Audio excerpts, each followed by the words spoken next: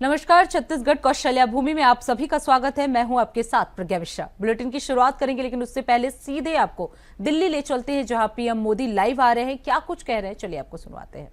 हर घर स्वदेशी, घर घर स्वदेशी।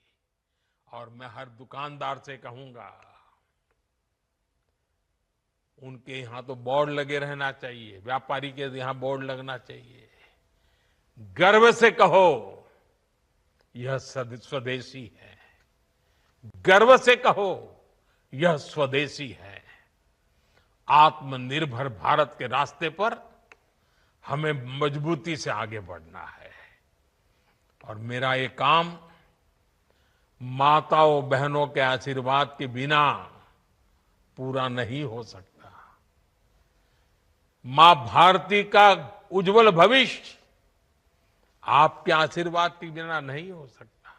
और आप तो जानते हो, ये नामदार लोग क्या बोलते रहे, वो तो यहां तक सवाल करते रहे, भारत माता होती क्या है।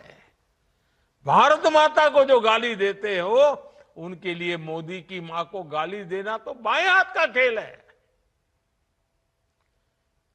और इसलिए ऐसे लोगों को जानना बहुत जरूरी है। माताओं बहनों, जब लाखों माताएं बहनें मेरे सामने हैं, आपका आशीर्वाद हमेशा मेरे पर बना है।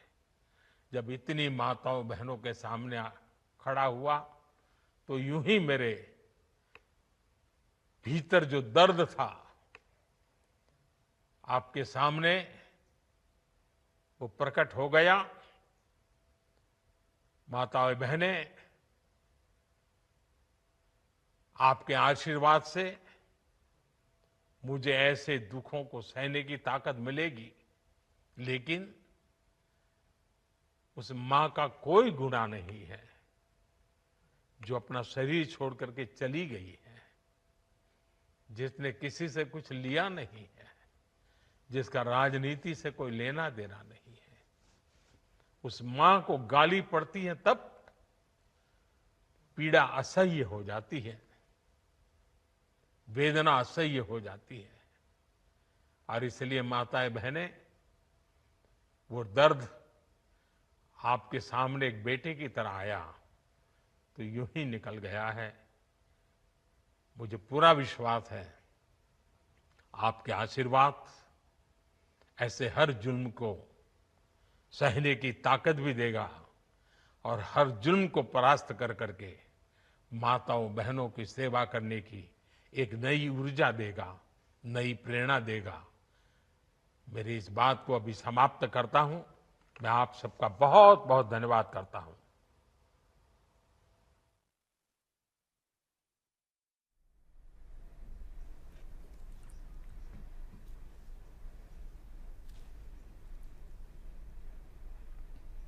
तो दिल्ली से पीएम मोदी को आप लाइव सुन रहे थे। अब रुक कर लेते हैं खबरों की ओर। छत्तीसगढ़ के मुख्यमंत्री विष्णुदेव साय आज दिल्ली दौरे पर हैं। इस महत्वपूर्ण दौरे के दौरान वो एनडीए के उपराष्ट्रपति पद के उम्मीदवार से मुलाकात करेंगे। साथ ही वरिष्ठ नेताओं से राजनीतिक और प्रशासनिक मुद्दों पर भी चर्चा की जाएगी।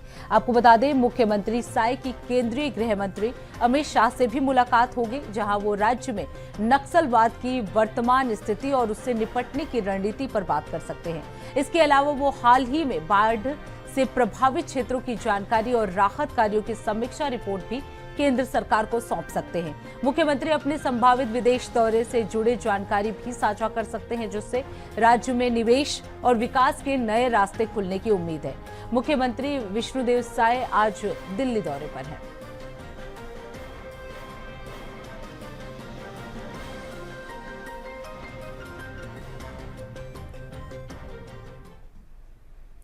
अब रुक कर लेते हैं अगली खबर की। मुख्यमंत्री विष्णुदेव साय ने बस्तर संभाग के बाढ़ प्रभावित जिलों दंतेवाड़ा और बस्तर का हवाई सर्वेक्षण और जमीनी निरीक्षण दोनों किया। उन्होंने प्रभावित क्षेत्रों की स्थिति का प्रत्यक्ष अवलोकन किया और राहत और पुनर्वास कार्यों की प्रगति की जानकारी भी ली। इस दौरान मुख्यमंत्री ने कहा कि बाढ़ से प्रभावित प्रत्येक परिवार तक समय पर सहायता पहुंचाना राज्य सरकार की सर्वोच्च प्राथमिकता है। इसके लिए सभी स्तरों पर संवेदनशीलता और तत्परता आवश्यक है। आपको बता दें कि मुख्यमंत्री साय दंतेवाड़ा के चूरी टिकरा वार्ड में बनाए गए अस्थायी राहत शिविर पहुंचे, जहां उन्होंने बाढ़ प्रभावित परिवारों से मुलाकात कर उनकी समस्याओं को भी सुना। इस दौरान मुख्यमंत्री ने कहा कि सरकार हर पीड़ित परिवार के साथ खड़ी है। उन्होंने प्रशासन को निर्देशित किया कि शिविरों में पर्याप्त भोजन, स्वच्छ पेयजल और सुरक्षित आवास की व्यवस्था निरंतर बनी रहे। बाढ़ प्रभावित जिलों का सीएम ने निरीक्षण कर लिया है और प्रभावित लोगों से उन्होंने मुलाकात भी की। कुछ भी नहीं था सर, कुछ भी नहीं था। आप ही लोग दिए हैं सिलेंडर और कच्चा चावल दिए। अब रुक कर लेते हैं अगली खबर की। दंतेवाड़ा से एक चौंकाने वाला वीडियो सामने आया है, जिसमें बीजेपी और संघ कार्यकर्ता आपस में भिड़ते हुए नजर आ रहे हैं। आपको बता दें ये वीडियो सोशल मीडिया पर इन दिनों तेजी से वायरल हो रहा है। वहीं इस घटना को लेकर कांग्रेस ने कड़ा तंज कसा है। उन्होंने कहा कि दोनों वीडियो जो है वो सोशल मीडिया पर तेजी से वायरल हो रहा है। इसी पर निशाना साधते हुए कांग्रेस नेताओं ने कहा कि जब राज्य बाढ़ से जूझ रहा है तब बीजेपी और आरएसएस के कार्यकर्ता एक दूसरे से उलझ रहे हैं। सत्ता का अहंकार बाढ़ पीड़ितों की सेवा से बड़ा हो गया है।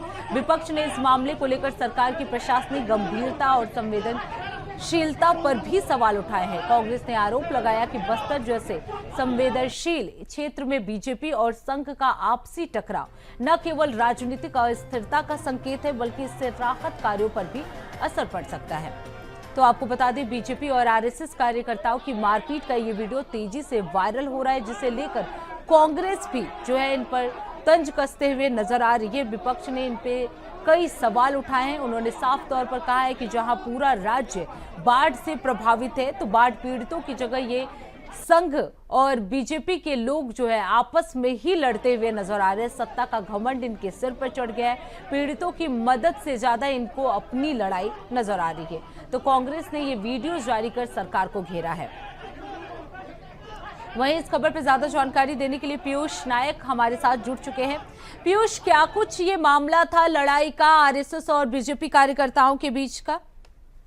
जी, छत्तीसगढ़ के दंतेवाड़ा जिला मुख्यालय में बीजेपी के नेता और जिला पंचायत उपाध्यक्ष अरविंद कुंजाम और आरएसएस के कार्यकर्ता संतोष महापात्र के बेटे के बीच एक ओवर स्पीड को लेकर एक विवाद हो गया। विवाद इतना बढ़ गया कि बीजेपी नेता अरविंद के समर्थक और संतोष के घर पर आरएसएस के नेता जो संतोष है उनके घर पर पहुंच गया और वहां हंगामा करने के लिए मामला इतना बढ़ गया कि पुलिस भी इस मामले को सफल होने में उनको भी काफी मशक्कत करना पड़ा, और क्योंकि यह मामला दोपहर का माना जा रहा है, जहां रेलवे फाटक के पास हुआ था कि वाहनों के पासिंग के दौरान यह विवाद बढ़ गया था। और दोनों पक्षों में अभी तक यह मामला अभी तक थाने में नहीं गया है और अभी तक एक एफआईआर दर्ज अभी नहीं किया। लेकिन इसका वीडियो जैसे ही वायरल हुआ, कांग्रेस इसको मुद्दा बना रही है और कांग्रेस का कहना है कि पीयूष, कांग्रेस की तरफ से क्या कुछ कहा जा रहा है इस वीडियो को लेकर, क्या कुछ तंज कसा जा रहा है? जी, कांग्रेस ने भाजपा पर तंज कसते हुए कहा जा रहा है कि इनको सत्ता का अहंकार है, जबकि अभी फिलहाल बस्तर जिले में अगर देखा जाए तो वहाँ के जितने भी आदिवासी क्षेत्र है, बहुल्य क्षेत्र है, पुल पुलिया टूटने से वहाँ के पीड़ितों अभी कई लोगों का घर भी बह गया है। तो उन्होंने कहा है कि इनको सत्ता का अहंकार है। बाढ़ पीड़ितों को मदद करने के बजाय आपस में भाजपा के नेता और आरएसएस आपस में झगड़ रहे हैं। तो शासन और प्रशासन कितना गंभीर है, आप देख सकते हैं करके। जी बिल्कुल बिल्कुल पीयूष, देख सकते हैं कि किस तरह से प्रशासन जो है जरा भी लापरवाही दिखाता हुआ नजर आ रहा है। आपस में भिड़ते हुए ये बीजेपी विधायक जो है वो नजर आ रहे हैं। पीयूष, लेकिन अगर बात की जाए, जो आप बता रहे हैं कि बस्तर में बाढ़ प्रभावित पीड़ितों के लिए कोई काम नहीं किया गया है, इसे लेकर क्या कुछ प्रतिक्रिया जो है वो बीजेपी की तरफ से आया है? जी, कल ही मुख्यमंत्री विष्णुदेव साहब बस्तर जिले दौरे पर पहुंचे हुए थे, जहां कुछ बाढ़ पीड़ितों से भी मिले हैं और उनसे पहले भी वहां के जिला प्रशासन और प्रशासन के द्वारा वहां गरीबों से मिले हैं, उनका हाल चाल जाना है और कहीं ना कहीं उनको आर्थिक मदद सहायता भी प्रशासन द्वारा की जा रही है, जैसे दाल चावल सब्जी के तौर पे बड़ी, जैसे ये सब चीज शासन प्रशासन के द्वारा उनकी मदद की जा रही है। और कुछ दिन पहले सुकमा में जैसे पुल बाढ़ आने से तो हेलीकॉप्टर के द्वारा रेस्क्यू करके वहां के ग्रामीणों को बाहर निकाला गया। जी बिल्कुल पीयूष, आप बने रहिएगा, आगे भी आपका रुख करेंगे। अब रुक कर लेते हैं अगली खबर की। छत्तीसगढ़ शासन के कड़े निर्देश पर गांव-गांव में महुआ की अवैध शराब बनाकर बेचने वालों के खिलाफ आबकारी विभाग और पुलिस को कड़े निर्देश दिए गए हैं। आपको बता दें, आज 2 लोगों को जहरीली महुआ की अवैध शराब बेचते हुए गिरफ्तार कर लिया गया है। आपको बता दें, ये आरोपी गांव-गांव में घूमकर जहरीली महुआ की शराब बेचते पकड़े गए हैं। ये शराब बहुत ही स्वास्थ्य के लिए नुकसानदेहक होती है। आरोपी शराब को तेज नशा करने के चक्कर में इसमें यूरिया और अन्य केमिकल भी डाल देते हैं, जिससे कि आम आदमी की कई बार मौत भी हो जाती है। पुलिस ने आज 2 आरोपियों को इस मामले में गिरफ्तार कर लिया है और उनके पास से बड़ी मात्रा में अवैध महुआ के शराब जो है वो जब्त किए हैं। आपको बता दें, आरोपियों के खिलाफ छत्तीसगढ़ आबकारी एक्ट की धारा 34(2) लगाकर न्यायिक हिरासत पर इन्हें जेल भेज दिया गया है। तो आपको बता दें, जहरीली शराब को लेकर ये बड़ी कार्रवाई जो है पुलिस की तरफ से की गई है। इस मामले में 2 आरोपियों को गिरफ्तार किया गया है। वहीं इस खबर पर ज्यादा जानकारी देने के लिए लगातार पीयूष नायक हमारे साथ बने हुए हैं। पीयूष, इस बार पुलिस की तरफ से क्या कुछ कार्रवाई की गई है अवैध शराब को लेकर?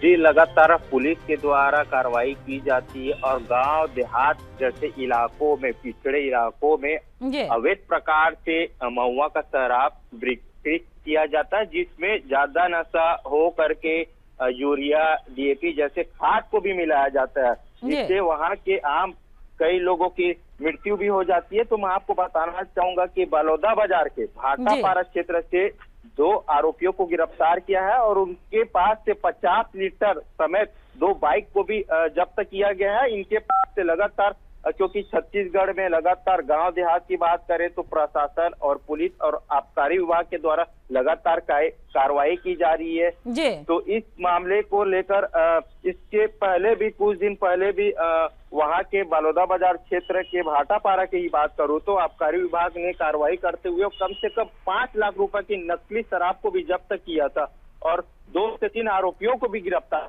जी बिल्कुल पीयूष, इन जो 2 आरोपियों को गिरफ्तार किया गया उनसे क्या कुछ जानकारी निकलकर सामने आई है कि अभी इस गिरोह में और कितने लोग शामिल हैं? नहीं, फिलहाल तो शराब बिक्री करते हुए पाए जाने पर 2 लोगों की ही गिरफ्तारी हुई है। पुलिस का कहना है कि अभी जांच जारी है। अपन बाकी और क्षेत्र में भी इसकी लगातार आबकारी टीम और पुलिस प्रशासन मिलकर कार्रवाई कर रहे हैं करके उनका कहना है। जी पीयूष, सबसे ज्यादा प्रभावित इलाके कौन से हैं जहां इस तरह की अवैध शराब जो है वो बेची जाती है? अगर छत्तीसगढ़ में बात करें तो महासमुंद जिला है, धमतरी जिला है, ये ऐसे ग्रामीण क्षेत्र है जहां सरकार खुद अगर पहल, सबसे पहली बात सरकार गवर्नमेंट कर दी है शराब दुकान को, तो कहीं ना कहीं आसपास के लोग हैं तो शहर से, दूर दराज से शहर नहीं पहुंच पाते।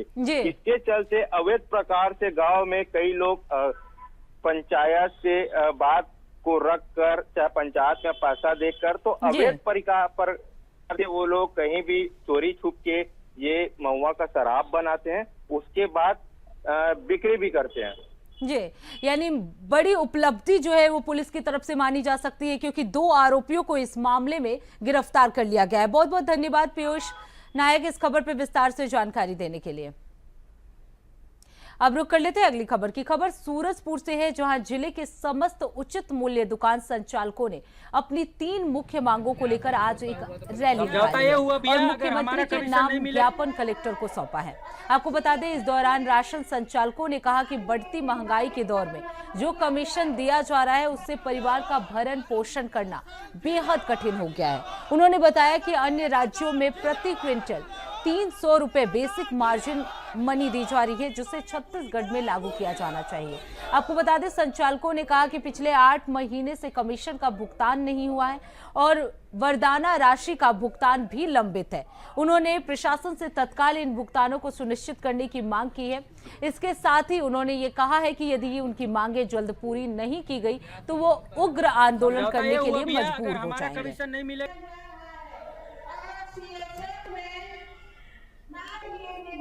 हमारी मांगे पूरी नहीं होने से जो हमारे विक्रेता बंधुओं को का आर्थिक रूप से बहुत ही स्थिति दयनीय होते जा रहा है। क्योंकि आज की महंगाई को देखते हुए जो हमको कमीशन राशि दिया जा रहा है वो भी समय पर नहीं दिया जा रहा है, और उस रेट में इनको जीवन यापन अपना गुजारा करना भी बहुत मुश्किल है। किस प्रकार की दिक्कतें आ रही है? जैसे कि इतने कम कमीशन राशि में पूरे महीने भर इनको दुकान खोलकर वितरण करना पड़ता है, अन्य काम ये कर नहीं पाते हैं। इस स्थिति में उतने कम कमीशन राशि में परिवार को चला पाना इनके सामने संकट का विषय है। हमारा सबसे पहला कारण ये था कि पिछले 20 वर्षों से हमारा कमीशन राशि नहीं बढ़ाया गया। हमने सरकार से कई बार मांग किया कि हमारे कमीशन राशि को बढ़ाया जाए।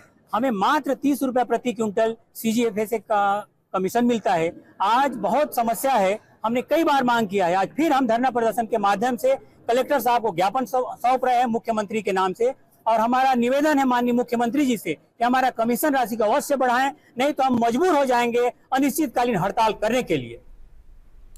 अब रुक कर लेते हैं अगली खबर की। खबर चंदौरा से है, जहां सत्तीपारा सरनापारा में महान नदी में युवक की लाश मिली है। आपको बता दें, मृतक की पहचान जो है वो दुर्ती निवासी महेश पंडो के रूप में की गई है। जानकारी के अनुसार महेश पंडो ने अपने रिश्तेदार के यहाँ खाने पीने के लिए जा रहा था। नदी पार करते समय तेज बहाव में वो नदी में बह गया।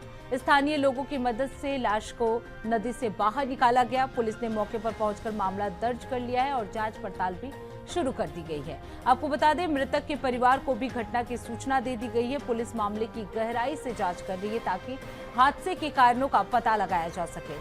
तो महान नदी में ये लाश मिली है। पुलिस जो है वो लगातार इस मामले में जुटी हुई है।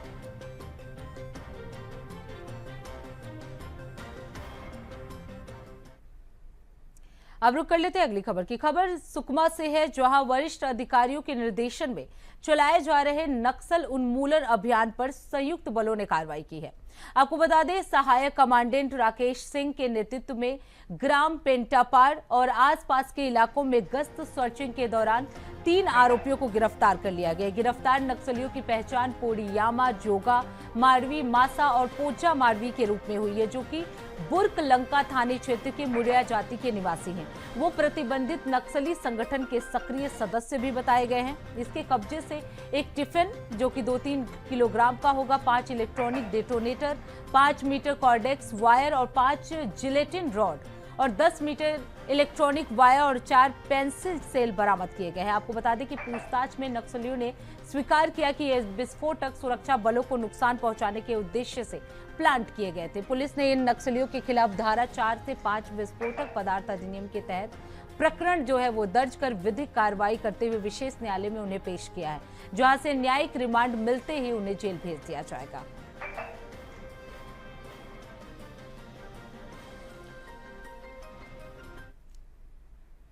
अब रुक कर लेते हैं अगली खबर की। छत्तीसगढ़ के किसानों के लिए राहत भरी खबर है। केंद्र सरकार ने राज्य के लिए 60,000 टन अतिरिक्त यूरिया के आवंटन को मंजूरी दे दी है। ये यूरिया सितंबर माह में चरणबद्ध तरीके से राज्य में पहुंचाया जाएगा। आपको बता दें, पहली खेप के रूप में 20,000 टन यूरिया शीघ्र ही राज्य को मिल रही है। अब तक 6.39 लाख टन यूरिया किसानों को वितरित किया जा चुका है, जो कि पिछले वर्ष की तुलना में अधिक है। इसके साथ ही नैनो यूरिया और नैनो DAP की भी राज्य में पर्याप्त उपलब्धता सुनिश्चित की गई है। आपको बता दें, मुख्यमंत्री विष्णुदेव साय ने इस निर्णय का स्वागत करते हुए कहा कि किसानों को खाद, बीज और सिंचाई की सुविधाएं देना हमारी सरकार की सर्वोच्च प्राथमिकता है। हम हर जरूरतमंद किसान तक ये सुविधाएं समय पर सुनिश्चित कराएंगे।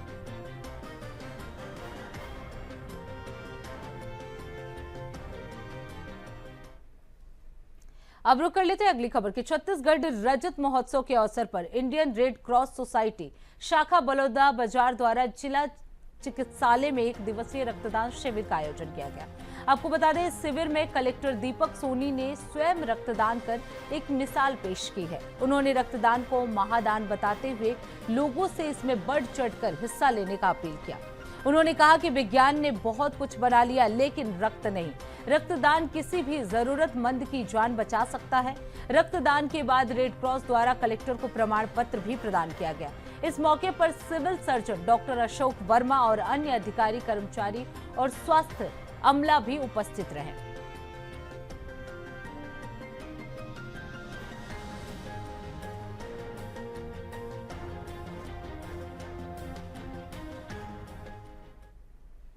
अब रुक कर लेते हैं अगली खबर की। बलौदाबाजार जिले में साइबर ठगी के मामले तेजी से बढ़ रहे हैं। पिछले एक साल में 444 शिकायतें दर्ज हुई हैं, जिनमें करीब 2.5 करोड़ रुपए की ठगी की गई है। आपको बता दें, अधिकतर ठगी ग्रामीण इलाकों की महिलाओं और किसानों को निशाना बनाकर की गई है। एसपी श्रीमती भावना गुप्ता के निर्देश पर पुलिस द्वारा गांव-गांव में साइबर जागरूकता अभियान चलाया जा रहा है। आपको बता दें, थाना राजदेवरी पुलिस टीम ने ग्राम सुखरी में लोगों को ठगी से बचाव के तरीके बताए। लोगों को बताया गया कि किसी अजनबी कॉल, लिंक या स्किम पर भरोसा ना करें और बैंक डिटेल्स की किसी से भी शेयर ना करें। ठगी होने पर तत्काल 1930 पर कॉल जरूर करें।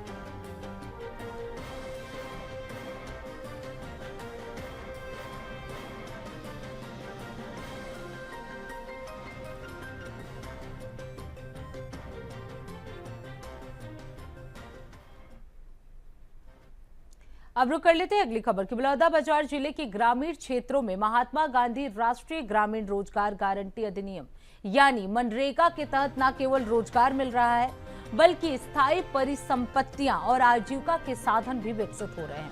आपको बता दें, विकासखंड सिमगा में किसान सुमित साहू के लिए मनरेगा बना कृषि तालाब का एक मिसाल बन गया है। लगभग 2.5 लाख रुपए की लागत से बने इस 600 वर्ग मीटर क्षेत्र के तालाब ने न सिर्फ सिंचाई सुविधा दी है, बल्कि अब मछली पालन, सब्जी उत्पादन से भी इनकी आमदनी बढ़ रही है। ग्राम पंचायत को ही इस कार्य की एजेंसी बनाया गया है। इस सफलता से अन्य ग्रामीण भी अब कृषि तालाब निर्माण में रुचि दिखा रहे हैं। आपको बता दें, सुमित साहू बताते हैं कि अब उनके जीवन में आत्मनिर्भरता आई है और आजीविका के लिए रास्ता भी खुल गया है।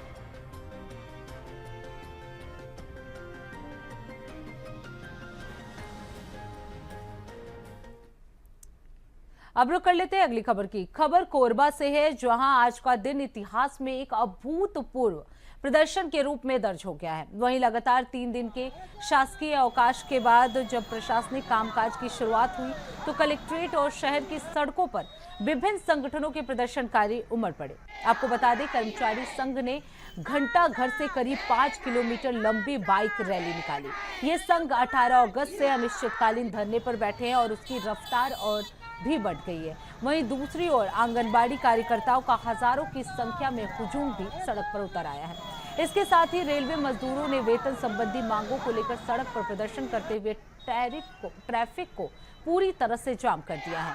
शहर के कई प्रमुख मांगों और चौराहों पर आवागमन पूरी तरह से ठप कर दिया गया है।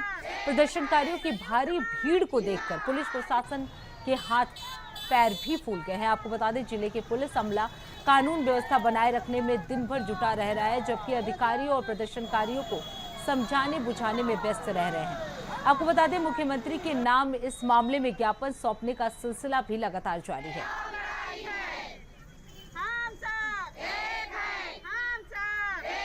छत्तीसगढ़ प्रदेश एनएचएम कर्मचारी संघ द्वारा माननीय मुख्यमंत्री के नाम पर ज्ञापन सौंपा गया है।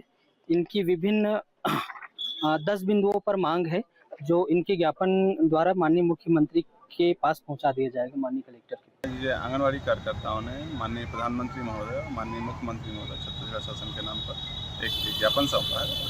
इस ज्ञापन में उनकी 8 अलग अलग मांगे हैं। इन मांगों के संबंध में संबंधित माननीय महोदय के समक्ष ज्ञापन को प्रेषित कर दिया जाएगा। तो फिलहाल छत्तीसगढ़ कौशल्या भूमि में बस इतना ही। देश दुनिया की तमाम बड़ी खबरों के लिए देखते रहिए इंडिया वॉइस। तब तक के लिए नमस्कार।